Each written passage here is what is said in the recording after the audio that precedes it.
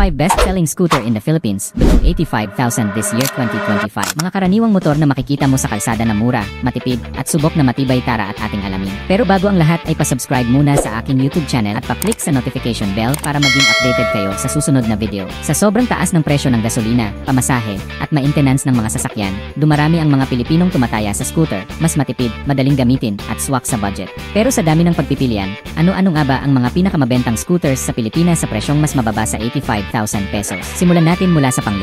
Sa top 5, nariyan ang Suzuki SkyDrive Sport, isa itong entry-level scooter na swak sa mga estudyante, delivery riders, at kahit mga bagong rider pa lang. Meron itong 113cc na air-cooled, 4-stroke engine na kayang maglabas ng halos 8.9 maximum horsepower at 8.5 Nm of maximum torque. IC transmission ito kaya hindi mo na kailangang magpalit ng gear. Magaan ito at may timbang na 93 kilograms, kaya madaling imanyobra lalo na sa masisikip na kalsada. Analog ang panel, may sporty design, at available sa mga makukulay na graphics. At ang presyo ay nasa 72,000 pesos lamang. Kaya hindi nakapagtataka kung bakit pasok ito sa top 5. Top 4 ay ang Yamaha Mio Sporty. Ilang taon na itong matatag sa market, at patuloy pa rin ang pagtangkilik ng mga Pilipino. Ang makina nito ay 114cc, air-cooled, 2-valve, at may maximum power na 7.6 maximum horsepower at 7.2 Nm maximum torque. Isa ito sa mga pinakasimpleng Mio variants, pero very reliable pagdating sa daily commute. May classic design ito na hindi naluluma at madaling i-maintain.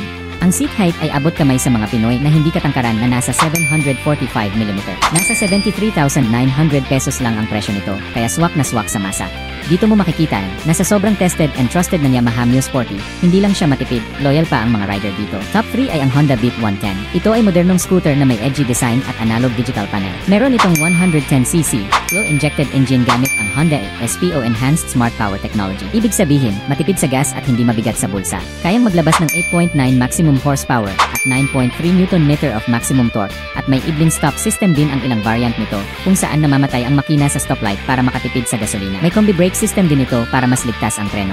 Sa presyong 71,900 to 73,400 pesos, makakakuha ka na ng matipid, maporma, at makabagong scooter. Top 2 ang sikat na Yamaha Mio ay 125. Isa ito sa mga all-time favorite scooters ng mga Pinoy dahil sa kombinasyon ng style at performance. May 125cc na Blue Core engine na fuel-injected at air-cooled, na kayang magbigay ng 9.3 maximum horsepower at 9.6 Nm of maximum torque. May malawak itong underseat compartment, magandang preno, at may malakas na hatak kahit pangangkas. May variant din ito na may stop and start system para mas tipid pa sa gas. Sa halagang 77,900 to 82,400 pesos, makukuha mo na ang isa sa pinaka-dependable na scooter para sa long ride man o pang-araw-araw. At ang number 1 na best-selling scooter sa Pilipinas sa presyong below 85,000 pesos, ang Honda Click 125.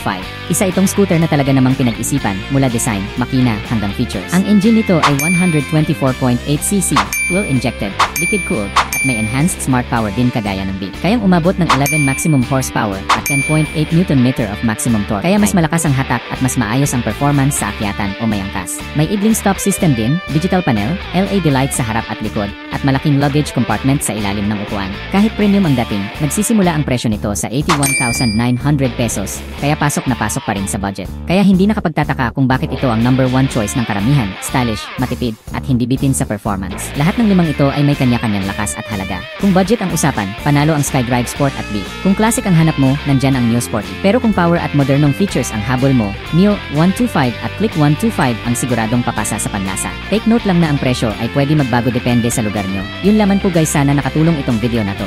Kung may gusto kayo video na gagawin natin ay i-comment nyo lang sa comment section. Salamat!